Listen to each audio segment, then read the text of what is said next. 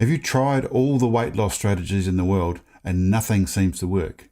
Exercise, diet, supplements, you name it. It could be cortisol. Cortisol is related to stress, and stress triggers all kinds of metabolic changes in your body that can trigger weight gain and inability to lose weight no matter what you do. So what I'm going to explain today is how you can reduce the cortisol levels in your body, the response to stress, and how that can trigger weight loss and increase in energy, and also how you can feel much better about life in general and deal with stress and things that upset the balance and get through those things much, much easier.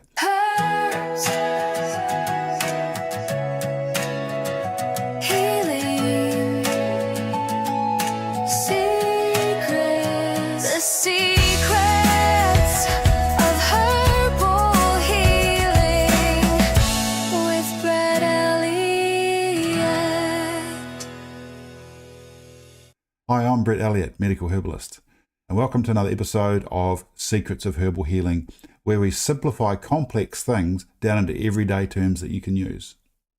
If you want to follow along, there's a QR code in the top corner there, and that'll take you directly to the page where you can click in and dig in deeper to all the references and research behind what I'm going to share with you today. So let's get into it. First of all, I'm going to explain the cortisol system, what they call the HPA axis, how that operates, and what the hormonal effects are in your body as far as triggering weight gain and how it interferes with the metabolism. And then I'm going to explain some foods and some herbs that you can use to regulate and balance that response so you can get back on top of things and your body can gain control of its hormonal balance again. So this page is called The 7 Ways to Reduce Cortisol and Slim Your Waist. So what it comes down to really is regulating that stress response, so that your body can be in control of itself again hormonally.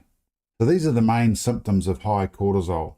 Fat storage around the organs and around the middle, especially around the waist. This is internal and external fat. And it's the internal fat that's a real problem because that internal fat is metabolically active. High cravings for sugary and comfort foods. This seems to be no matter how much you eat, you still feel hungry, you still feel low in energy and you want more energy. So you go for those sugary comfort foods. Disrupted sleep, tossing and turning, and also low energy throughout the day. You'll often feel like having a nap during the day. What this really comes down to is what they call the HPA axis, which is the hypothalamic pituitary adrenal axis. So it's how these systems communicate.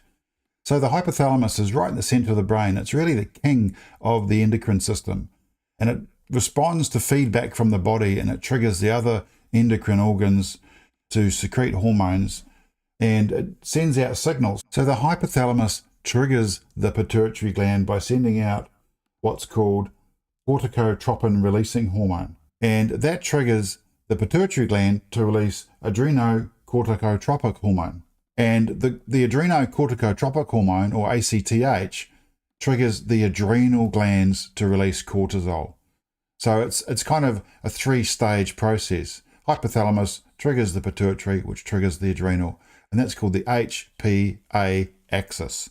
So you'll notice that we talk about the HPA axis quite a bit in this conversation around cortisol, just so you know what that means. But what cortisol does, is it increases the metabolic energy and increases the blood sugar. So you end up with a lot more blood circulating in the body. And that's meant to help you escape the tiger or the lion that's chasing you in the jungle. And in our case, it's usually the boss or the customers or your spouse or family members that are chasing you for something. And that triggers this fight or flight response. So we call this the fight or flight stress response. And it mobilizes acute resources for survival. So you need the high blood sugar to get the muscles pumping. When you're in this fight or flight response, you have a reduced immune function and a reduced digestive function as well. So those systems tend to shut down. But your heart, it really pumps. So it can actually be good for your cardio health. But on an ongoing basis, it can cause real stress, real disruptions to your sleep-wake cycle, chronic fatigue can set in, and it can cause deterioration to your growth because it doesn't really help your bone density. You're always in an acidic state when you're under stress as well. So your body's burning up magnesium, just leaves you feeling genuinely stressed. Let's look a little bit into how high cortisol triggers weight gain. Because it's mobilizing energy for your muscles and your heart to pump faster, you get to escape that danger. It suppresses the non-essential functions like digestion and the immune system. So if you're suppressing digestion, you're suppressing that whole system. The whole digestive system becomes inefficient. But at the same time, you're going to crave more energy for that fight or flight response. So that's a vicious cycle. You want more food, but your digestive system's not working very well. So you can see how that would trigger weight gain. It also specifically triggers visceral fat storage. So it puts that excess energy into storage. Because cortisol triggers the sugar that's been stored in your liver, glycogen, to be pumped out for the muscles. And this means that over time, your body becomes resistant to insulin. And so therefore, you end up with high blood sugar. And this can trigger a whole lot of other issues related to insulin sensitivity, which can also cause weight gain. This is an interesting part of the picture, that elevated cortisol suppresses the sex hormones testosterone and estrogen, and also growth hormone, which are key for muscle growth and maintenance. So over time, you end up with less muscle mass, less muscle growth. So constant stress can cause your muscle to waste. And you can see how this would cause weight gain, because you're not able to burn the muscles. You've got this insulin sensitivity going on, your digestive system's shutting down, your blood sugar's going up. So all of these things combined can really trigger this weight gain. This hormonal imbalance doesn't stop there, because it also disrupts leptin, which is the satiety hormone, which tells you you've had enough to eat. So in other words, you'll always be hungry. You'll keep feeling like you need more food. And this makes sense when you look at all the other symptoms as well. It's also worth noting that there's a vicious cycle that can set in where poor sleep, high cortisol levels, more stress, and it becomes a cycle of less sleep, more stress, more fatigue, more hunger. You get addicted to those foods as well. So you get this other hormonal roller coaster going on, a vicious cycle, a spiral that you can get into. So chronic HPA activation turns your body into a fat storing machine. So let's have a look at the 7 ways to reduce cortisol, what you can do. I'll just go over these quickly.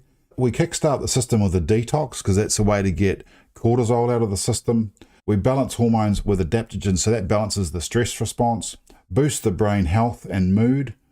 Soothe and calm with herbal teas. Nourish with vegetables. Improve the gut health to stabilize cortisol. Calm the brain and nervous system. So let's go into these one by one. First of all, we kickstart with a herbal detox to clear the toxins. The toxins from processed foods, pollutants, meat, and even stress itself burden the liver, spiking inflammation and directly elevating cortisol by keeping the HPA axis on alert. Your liver is the main cortisol breakdown hub. There's enzymes in the liver which help to inactivate the cortisol and turn it into cortisone. There's several herbs in the program that work on that in the liver. Milk thistle helps regenerate and increase the health of the liver cells. Cloves supports cytochrome P450, which is a phase 2 liver detox enzyme. And aloe vera to soothe inflammation of the gut. Psyllium husk help bind toxins in the gut and help eliminate them. So it's really important to detox first of all, because that helps not just clear the liver of any build-up or any excessive fats as well, but also helps to heal the gut health and improve the gut health. And these adaptogens are a hot topic at the moment. What adaptogens do is they help you adapt to stress. They help you deal with stress, and they reduce the stress response. And what I like to use is Maca as a powder. You'd use about a teaspoon, 1 to 2 teaspoons a day in smoothies. So Maca powder is really well known as an adaptogen, and studies have shown that it reduces psychological symptoms like anxiety and depression. And it's especially good for postmenopausal women. So what these adaptogens do is they feed the brain and they feed the hormonal system with nutrients to help the responses in the brain regulate. So you get less of an up and down swing. Ashwagandha, also known as withania, it's known to reliably reduce cortisol by 20 to 30% in trials, reducing anxiety and improving sleep. It's often used as a sleep drink. You can make it into a milky drink by boiling the root. Rhodiola, another fantastic adaptogen, reduces cortisol spikes during stress, boosts mental performance, and reduces fatigue. Research shows that it reduces cortisol response in burnout patients. So if you're feeling run down, Rhodiola is really good for that. Schisandra or Schisandra berries, another great adaptogen that supports stress by balancing the HPA axis and cortisol response. It's also really well known to be helpful for postmenopausal women because it helps ease hot flashes, fatigue, and mood swings. The great thing with these adaptogen herbs is you can use them long term and they keep improving your health and strengthening your resilience. So part 3, boost brain health and mood. These are actually also adaptogenic herbs. Lion's mane, which is this amazing mushroom. You can see that it looks like a lion's mane. It's known to boost nerve growth factor and support brain health under stress. So it actually helps the cells grow, the brain cells to grow. It improves cognitive speed and reduces stress after 28 days by modulating inflammation and damage in the brain. What a great herb that is. It's another powerful adaptogen. Kava root. This one's really just to help calm the system. It promotes deep relaxation and reduces stress and anxiety. There's compounds in kava called kava-lactones, which are known to modulate the GABA receptors. So the GABA receptors are on the ends of the nerves that trigger the sensation of pain. When you modulate the GABA receptors, you reduce the feeling of pain and anxiety as well. The GABA receptors are what they use to use anesthetics or tranquilizers to reduce the feeling of pain. Kava is also really well known to help you sleep. Okay, moving into step 4, there's just a couple of herbal teas that I highly recommend trying out. Now, chamomile you think of as, it may be a relaxing tea, but it's actually got compounds in it such as magnesium and a flavonoid that binds to the GABA receptors. So again, another pain-relieving, anxiety-relieving herb. And not to be underestimated, chamomile tea. It's also very good for the gut. It soothes and calms the gut. So if you've got anxiety and you can feel it in the gut, knots in the stomach, highly recommend chamomile. Licorice or licorice root as a tea. So licorice is known to regulate adrenaline. And adrenaline and cortisol are closely connected in the adrenocortical system. In other words, they all almost have a similar effect. And licorice is also known to soothe and heal the gut. So again, there's this connection between the gut health and the stress response. So that's why detoxing is so important, and also looking at your diet is so important if you're wanting to regulate cortisol. So leafy greens and cruciferous vegetables, not only do they help the liver function, so they help the liver to eliminate these toxins and excessive fats and hormones that may be in the system, but they're alkalizing as well, so they reduce the inflammation. They're also high in magnesium, so they'll calm stress. So leafy greens such as spinach and kale, which I recommend putting in your smoothies. Every other day, have a green smoothie. That's a really great way to get those in. And broccoli, you can never have too much broccoli. Fantastic for your liver health, fantastic for regulating the hormones in your body as well. So highly recommend those foods. And a couple of other foods to regulate and stabilize gut health, apart from taking probiotics, is to have fermented vegetables or sauerkraut and good plain acidophilus yogurt.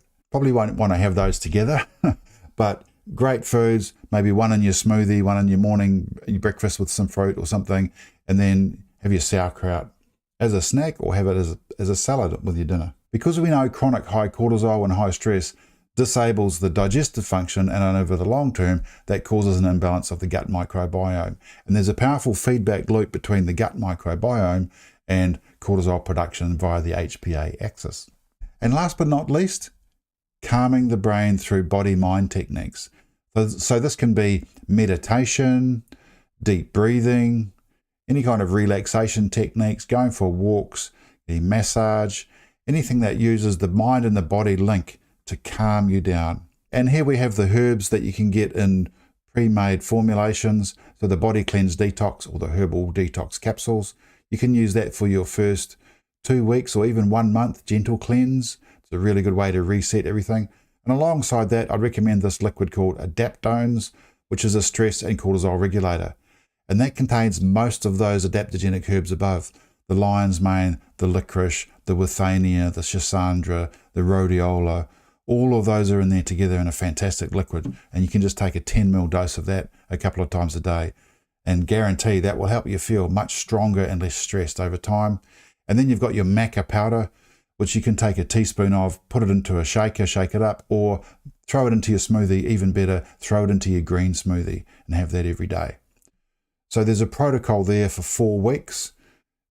First couple of weeks on your detox, then a maintenance dose on your herbs with your liquids, and also a long-term daily follow-up plan. So if you did get the herbal products, there's a protocol there that you can follow.